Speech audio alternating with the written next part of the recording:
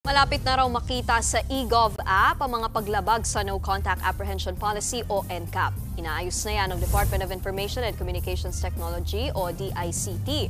Makikita raw dyan kung ilan ang violation ng isang motorista. Naklalagay na rin ang feature para ma-access ang mismong video na nagpapakita ng iyong nilabag. Pwede rin daw isettle ang penalty sa eGov app. Pwede mo i-click na lang yung penalty mo.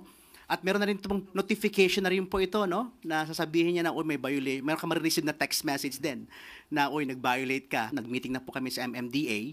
So, marireceive mo na po yung mga penalties mo doon sa eGov app.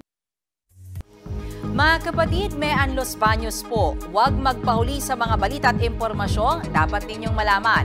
Para sa mas malawak na balitaan at diskusyon, mag-follow at mag-subscribe sa social media pages ng News 5.